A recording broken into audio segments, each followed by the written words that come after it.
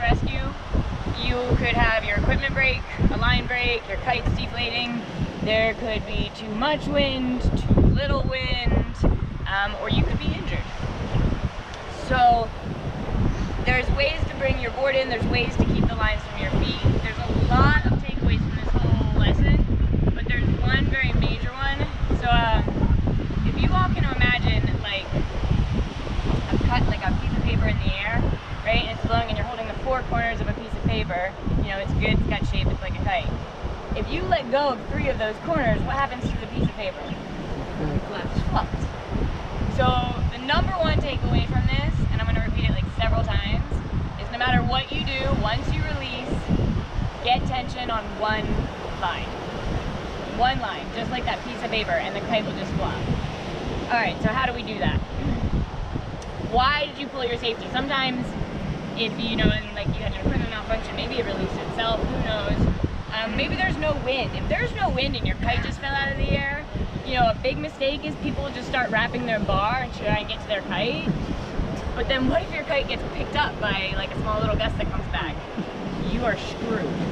So always make sure the very first step is kind of, you would think it's obvious, but the first step is release your quick release, right? Then your bar is gonna start traveling up your safety line. Different companies work different ways. So see, even that, it got caught a little bit and I had to give it a tug. If it's windy, the wind will do that for you, but you want to have to help it out and let it come up the bar. This is my safety line. Ideally, this is going to be the one line that I keep that tension on. Ideally. Things don't always go to plan. Alright, the next thing is, never gather your line in a way that's going to wrap any of your fingers. Alright? Don't even do between your thumb and your forefinger. I've seen thumbs get ripped off. You don't want to do this. You always climb like a monkey. Keep your thumb and your fingers together. And you can start collecting it so that it's not getting all around your feet. You don't want lines around your feet.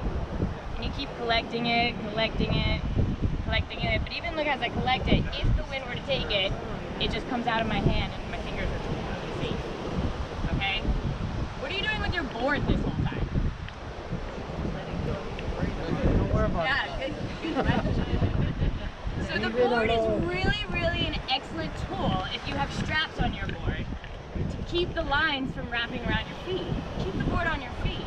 You can do that 2 ways. You can either be like laying down in the water, you know, while you're doing this, and you can have the board up behind you with your feet up in the air, like your feet are pulled this way, you're pulled this way. It gets a little bit difficult with the water and things. The next way you can do it is keep the board in front of you and use it as a brake. And then you're doing everything up above in the water where you can see you've got a little bit of a height. So you're climbing, you're just singing a song to yourself, oh happy day.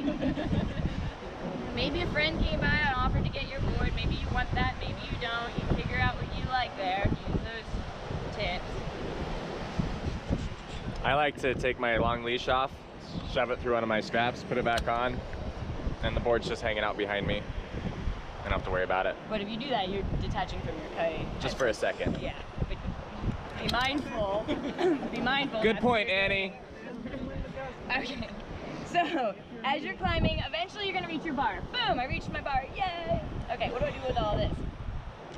I can see clearly if I keep going. If I didn't get my bar, I just keep going, no happy days. But if you get to your bar, I can see which line has that tension right now, right?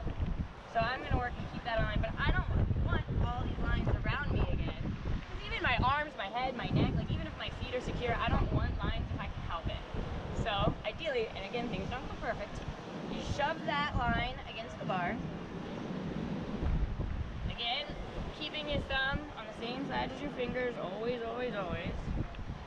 And then you can take this one line, you just start wrapping the crap out of your bar. And you wrap all that stuff up. And you're holding down here. Now, if you're really smooth at this point, you can do like the figure 8 and all that. These 3 lines don't have tension. This line does. And you just grab all the lines together now and start wrapping. And again, I'm wrapping them together, but only one line has tension.